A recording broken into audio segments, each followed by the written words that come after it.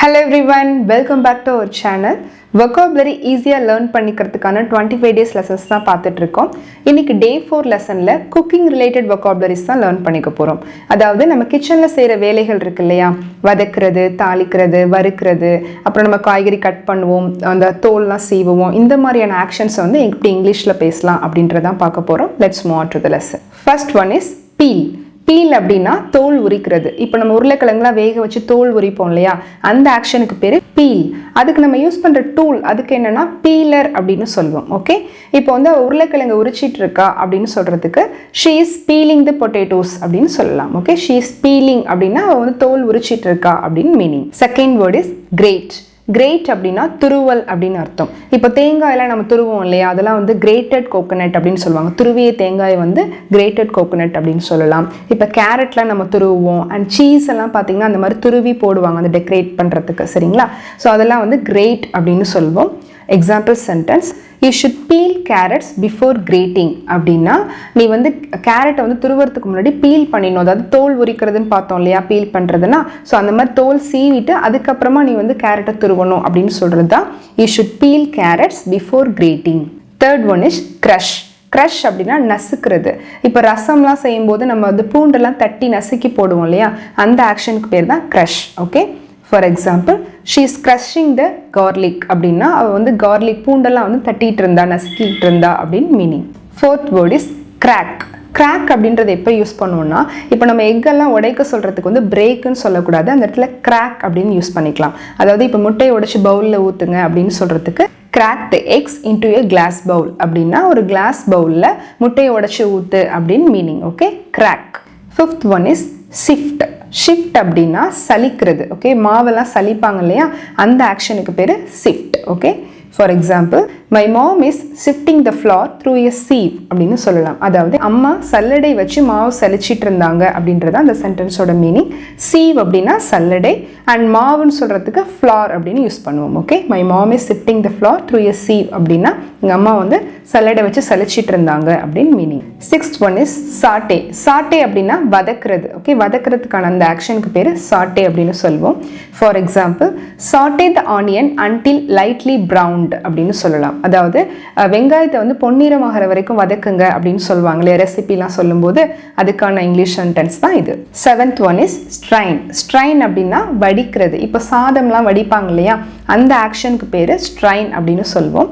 For example, we take strained rice regularly அப்படின்னா நாங்கள் வந்து இந்த வடித்த சாதம் தான் சாப்பிடுவோம், இப்போ குக்கரில் நாங்கள் வைக்கிறது இல்லை, சாதம் வடித்து தான் நாங்கள் சாப்பிட்றோம் அப்படின்னு சொல்கிறதுக்கு we take strained rice regularly. Eighth one is sprinkle. Sprinkle அப்படின்னா தூவுறது. இப்போ ஆம்லெட்லாம் போடும்போது நம்ம சால்ட் அண்ட் பெப்பர்லாம் மேலே தூவோம் இல்லையா, அதுக்கான வேர்ட் தான் sprinkle. For example, sprinkle a little salt and pepper on the egg அப்படின்னா எக்கு மேலே சால்ட் அண்ட் பெப்பர் கொஞ்சம் தூவுங்க அப்படின்னு meaning. Ninth one is flour. Flour அப்படின்னா மாவு.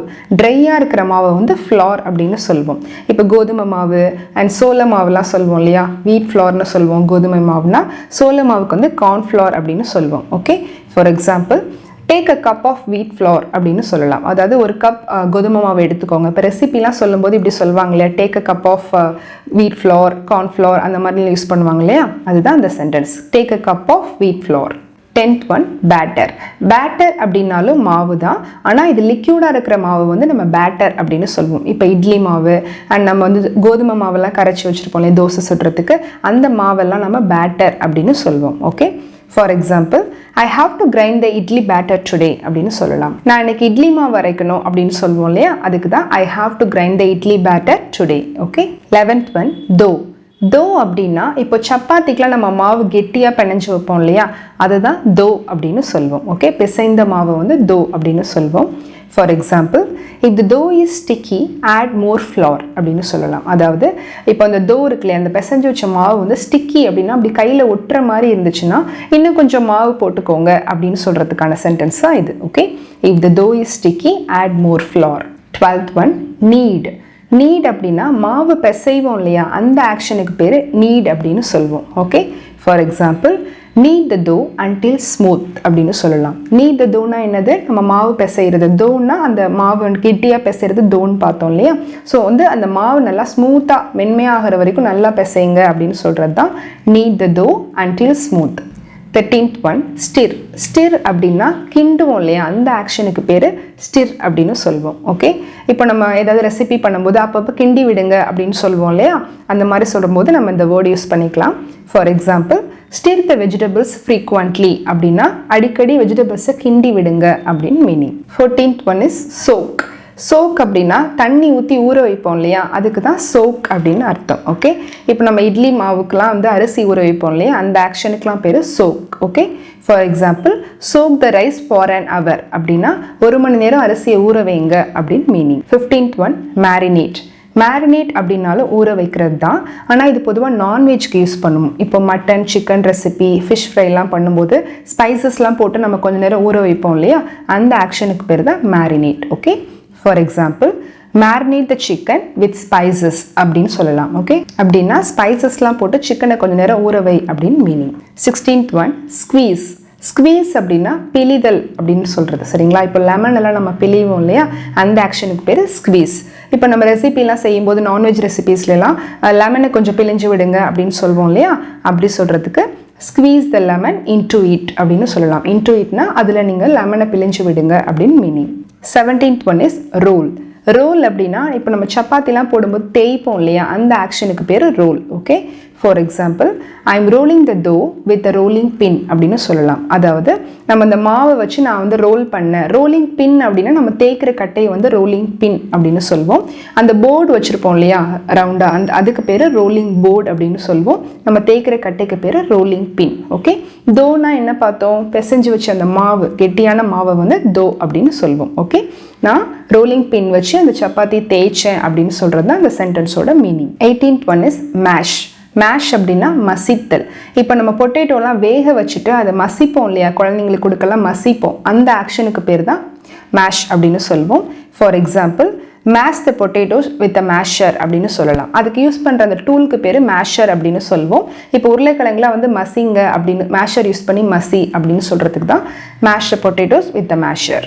19th one is chop. சாப் அப்படின்னா நறுக்கிறது. ஓகே, வெஜிடபிள்ஸ்லாம் கட் பண்ணுவோம் இல்லையா, அதுக்கு வந்து சாப் அப்படின்னு சொல்லலாம். For example, be careful when you சாப் த வெஜிடபிள்ஸ். அதாவது நீ வெஜிடபிள்ஸ் கட் பண்ணும்பொழுது ரொம்ப கவனமாக இரு, கையிலலாம் கட் பண்ணிக்காத அப்படின்னு சொல்கிறது தான் அந்த சென்டென்ஸ். இப்போ சாப், நம்ம சாப்பிங் போர்டு பார்த்துருப்போம், ஞாபகம் இருக்கா? ப்ரீவியஸ் லெசனில் சாப்பிங் போர்டுனா அந்த கட்டை நம்ம வெஜிடபிள்ஸ் வச்சு கட் பண்ணுவோம் இல்லையா, அந்த கட்டைக்கு அந்த போர்டுக்கு பேர் சாப்பிங் போர்டு அப்படின்னு சொல்லுவோம். ஓகே, சாப்னா நறுக்குது. 20th word, flip. ஃப்ளிப் அப்படின்னா புரட்டி போடுறது. இப்போ தோசை, சப்பாத்திலாம் புரட்டி போடு, திருப்பி போடுன்னு சொல்லுவோம் இல்லையா, அதுக்கான word flip. Okay, for example, flip த தோசா அப்படின்னு சொல்லலாம். ஓகே, தோசாவை திருப்பி போடு அப்படின்னு சொல்கிறதுக்கு flip the dosa. 21st word is tampering. Tampering அப்படின்னா தாளிக்கிறது. தாளிக்கிற ஆக்ஷனுக்கு பேர் tampering. Okay, for example, good you please tamper and add it into the chutney அப்படின்னா கொஞ்சம் தாளிச்சு இந்த சட்னியில் போட முடியுமா அப்படின்னு கேட்குறது தான் இந்த question. 22nd word is deep fry. Deep fry அப்படின்னா எண்ணெயில் போட்டு நம்ம நிறையா எண்ணெய் வச்சு அதில் பொரிச்சு எடுப்போம் இல்லையா, இப்போ வடை செய்கிறது, சிக்கன் 65 பண்ணுறது, இதெல்லாம் வந்து டீப் ஃப்ரை அப்படின்னு சொல்லுவோம். Okay, 23rd word is shallow fry.